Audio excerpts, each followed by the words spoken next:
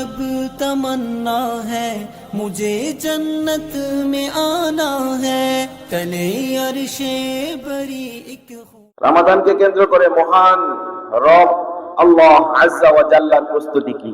মহান আল্লাহ তাআলা আমাদেরকে যে রমাদানের যে রোজাগুলা দিবেন সে ব্যাপারে আল্লাহ তাআলা বলেন সূরা বাকারার 184 নম্বর আয়াতের মধ্যে আল্লাহ বলেন আইয়ামাম মা'দুদাত, অল্প কয়েকদিন তোমাদেরকে যে রোজাটা দিলাম, তোমাদেরকে যে সিয়ামটা দিলাম, এই সিয়াম তোমরা অল্প কয়েকদিন পালন করবে, বছর জুড়ে নয়।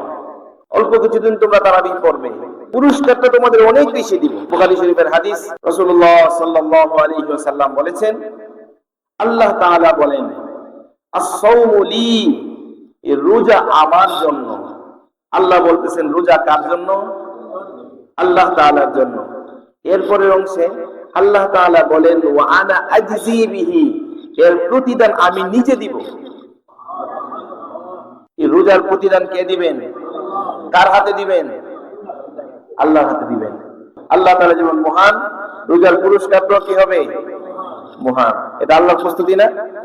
আল্লাহ বলছেন বান্দা দেখো, অল্প কিছুদিন তোমরা 29 দিন 30 দিন রোজা রাখবে, আর পুরস্কারটা কিন্তু আমি তোমাদেরকে অল্প দিচ্ছি না, পুরস্কারটা দিচ্ছি অনেক বিশাল করে। এটা কার প্রস্তুতি? আল্লাহর প্রস্তুতি। আল্লাহ তাআলা সূরা বাকারার 184 নম্বর আয়াতের মধ্যে বলেন যে আইয়ামাম মা'দুদাত, তোমাদেরকে যে রোজা দিলাম, তোমাদেরকে যে সিয়াম দিলাম, সিয়াম তোমরা অল্প কিছুদিন পালন করবে, যে এর পুরস্কারটা আমি আল্লাহ তাআলা নিজ হাতে দিব। এবং এই হাদিসের অন্যভাবে তরজমা করা যায়, এর অর্থ হচ্ছে ওয়া আনা উজজা বিহি, এই রোজার পুরস্কারটা আমি নিজে হই। আল্লাহ তাআলা বলতেছেন রোজার পুরস্কার কি? আল্লাহ নিজের রোজার পুরস্কার। তো আল্লাহ নিজেই পুরস্কার, তো আল্লাহ তাআলা কি পরিমাণ দিবেন বুঝতে পারতেছেন? সুবহানাল্লাহ, সুবহানাল্লাহ।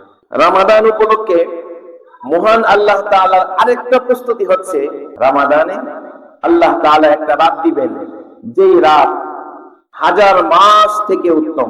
সূরা কদরের মধ্যে আল্লাহ তাআলা বলেন ইন্না আনজালনাহু ফি লাইলাতিল কদর, এই কোরআন আমি লাইলাতুল কদর, অর্থাৎ রমাদানের মধ্যে যে লাইলাতুল কদরটা আছে, এই লাইলাতুল কদরে আমি নাযিল করেছি। এরপরের অংশে আল্লাহ তাআলা বলেন ওয়া মা আদরাকা মা লাইলাতুল কদর, তুমি কি জানো লাইলাতুল কদরটা কি জিনিস? লাইলাতুল কদরি খায়রুম মিন আলফি শাহর, এই লাইলাতুল কদর 1000 মাস থেকে আল্লাহর কাছে শ্রেষ্ঠ। 1000 মাস থেকে কার কাছে শ্রেষ্ঠ? আল্লাহ তাআলার কাছে শ্রেষ্ঠ। হাদিসের মধ্যে আছে ইবনে মাজাহ 1244 নম্বর হাদিস, রাসূলুল্লাহ সাল্লাল্লাহু আলাইহি ওয়াসাল্লাম বলেছেন ইন্না হাযা শাহর ক্বাদ হাদারাকুম, এই তো মাস রমাদান তোমাদের কাছে উপস্থিত হয়ে গেছে। শুনো, ফিহি লাইলাতুন, এই রমাদানে এমন এক রাত আছে খায়রুম মিন আলফি শাহর, যে রাত 1000 মাস থেকে আল্লাহর কাছে শ্রেষ্ঠ। পরের অংশের মধ্যে রাসূল বলেন মান হুরিমাহা ফাকাদ হুরিমাল খায়রা কুল্লাহা, যে লাইলাতুল কদর থেকে বঞ্চিত হইল, সে সবকিছু থেকে বঞ্চিত হয়ে গেল। এরপরে অংশে রাসূল বলেন লা ইয়াহরুমু খায়রাহা ইল্লা মাহরুমুন, কপাল নষ্ট হয়ে গেছে তারা ছাড়া কেউ লাইলাতুল কদর থেকে মাহরুম হয় না। সবাই লাইলাতুল কদর পায়, যাদের কপাল পড়ে গেছে, দুর্ভাগ্য যাদের, তাদের ছাড়া লাইলাতুল কদর সবাই পায়। রমাদানকে ঘিরে মহান আল্লাহ তাআলার আরেকটা প্রস্তুতি হচ্ছে, আল্লাহ তাআলা জান্নাতের দরজাগুলো খুলে দেন, আল্লাহ তাআলা জাহান্নামের দরজাগুলো কি করে দেন? বন্ধ করে দেন। এরপরে আল্লাহ তাআলা রমাদানকে কেন্দ্র করে আল্লাহর প্রস্তুতি হচ্ছে সমস্ত অবাধ্য শয়তান, যেগুলা বনি আদমকে ক্ষতি করে, চেষ্টা করে, সব সময় আমাদেরকে জাহান্নামের পথে নিয়ে যায়, সেই অবাধ্য শয়তানকে শিকল দিয়ে বেঁধে ফেলবে। আল্লাহ তাআলার আরেকটা প্রস্তুতি হচ্ছে রমাদানকে কেন্দ্র করে আল্লাহ তাআলা প্রতি রাত্রে আল্লাহর অসংখ্য বান্দাকে জাহান্নাম থেকে তাদের নামগুলো কাটতে থাকেন, জান্নাতি বানাইতে থাকেন। সুবহানাল্লাহ। সম্মানিত হাজিরিন, এই 6টা এটা আল্লাহ তাআলার প্রস্তুতি নিয়ে আলোচনা করলাম। মুসলিম শরীফের 2549 নম্বর হাদিস, রাসূলুল্লাহ সাল্লাল্লাহু আলাইহি ওয়াসাল্লাম বলেছেন ইদা দাখালা রমাদান, যখন রমাদান প্রবেশ করে, ফুতিহাত আবওয়াবুল জান্নাহ, জান্নাতের সমস্ত দরজা খুলে দেওয়া হয়, ওয়া গুল্লিকাত আবওয়াবুন নার, এবং জাহান্নামের সমস্ত দরজা বন্ধ করে দেওয়া হয়, ওয়া সুল্লিলাতিশ শায়াতিন, এবং শয়তানকে শিকল দিয়ে বেঁধে ফেলা হয়, এবং ইবনে মাজার 1242 নম্বর হাদিসের মধ্যে আরেকটা অংশ বৃদ্ধি আছে। ওখানে আছে রাসূলুল্লাহ সাল্লাল্লাহু আলাইহি ওয়াসাল্লাম বলেছেন, ওয়ায়ুনাদি মুনাদিন, এক ঘোষণাকারী ঘোষণা করতে থাকে। রমাদান যখন প্রবেশ করে এক ঘোষণাকারী ঘোষণা করতে থাকে, ইয়া বাগিয়াল খাইর আকবিল, ওহে কল্যাণের প্রত্যাশী ব্যক্তি, কল্যাণ যারা চাও, যারা ইবাদত বন্দেগীতে লিপ্ত হতে চাও, তোমরা আগায় আসো, নিজেকে বিলায়া দাও আল্লাহর ইবাদতের মধ্যে। এরপরের অংশে রাসূল বলেন, ওই ঘোষণাকারী বলতে থাকে, ওয়া বাগিয়াশ শার আকসির, ওহে অকল্যাণের প্রত্যাশী ব্যক্তি, নিজেকে শেষ করে দিছো, গুনাহের আগুনে নিজেকে পুড়িয়ে ফেলছো, এখন একটু ক্ষান্ত হও, রমাদান তো চলে আসছে, এখন এটাকে অফ করে দাও, এখানে অফ করে দাও। এরপরের অংশে রাসূলুল্লাহ সাল্লাল্লাহু আলাইহি ওয়াসাল্লাম বলেন, ওয়ালিল্লাহি উতাকাউন মিনান নার, আল্লাহ তাআলা তার বান্দাকে জাহান্নাম থেকে তাদের নামগুলো কাটতে থাকেন।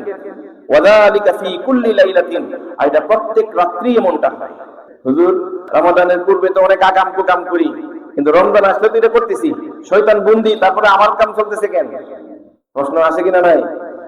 এর হচ্ছে আপনি যখন নৌকা চালান, নৌকা ইঞ্জিনটা বন্ধ করে দিবেন, তারপরে সামনে যায় কিনা? অল্প অল্প যায় না, আস্তে আস্তে। এই জন্য দেখবেন যে রমাদান যখন হয় তখন ইবাদতের মাত্রাটা বেড়ে যায়। একজন বান্দা যদি চায় রমাদানকে কেন্দ্র করে ভালো হয়ে যাব, তাহলে শয়তানের যেই বাধাটা রমাদানের আগে দিত সেটা পারে না। শয়তান ওভাবে সে তো বন্দী আছে এখন, সে যদি চেষ্টা করে সে ভালো হতে পারে রমাদানে। কারণ হ্যাঁ, যদি সে চেষ্টা না করে, ওই যে তার যে খাসলত অভ্যাস, গুনাহ করাটা অভ্যাস হয়ে গেছে গা, এখন সে অভ্যাসের দাস হয়ে গেছে গা, অভ্যাসই তার চলতেছে। ওই যে ইঞ্জিন বন্ধ করে দিছে, কিন্তু আস্তে আস্তে নৌকা তো তার চলতেছে, সামনের দিকে যাচ্ছে। তো অবস্থা হচ্ছে আমাদের এটা, শয়তান বন্দী হওয়ার পরে আমরা কেন গুনাহ করি? আমরা গুনাহ করি এই কারণে, কারণ আমাদের এটা অভ্যাস হয়ে গেছে। বিড়িখোর, এখন এই বিড়িখোরে প্রথমে তো নেশাই করে, প্রথমে কিসে করে, আস্তে আস্তে এটা অভ্যাস হয়। অভ্যাস হওয়ার পরে একটা সময় না খাইলে আর ভালো লাগে না। আরেকটা সময় এমন গিয়া হয়, তার বিড়িখোরের অবস্থাটা এমন হয়, সে মন চাইলেও খায়, মন না চাইলেও খায়। কথা কি বুঝতেছেন? মন চাইতেছে খাওয়ার জন্য তখনও খায়, মন না চাইলেও সে খাইতেছে, মানে তার একটা অভ্যাস হয়ে গেছে। সারাদিন তার হাতে এটা থাকতেই হয়, তার একটা খাসলত অভ্যাসে পরিণত হয়ে গেছে তার। সম্মানিত হাজিরিন, এই যে অবাধ্যতার যে লাগামটা, রমাদানকে কেন্দ্র করে যদি এটাকে আমি না ধরতে পারি, অন্য সময় তো ধরতে পারবো না।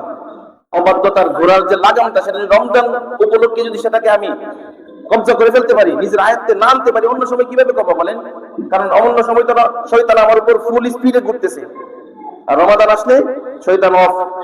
আর এখন আমার অভ্যাসটাকে যদি আমি কন্ট্রোল করতে পারি, তাহলে আমি অনেক দূর আল্লাহর কাছে চলে আসতে পারবো। আমার কথা কি বুঝতে পারছেন? কারো কষ্ট হইতেছে নাকি ভাই?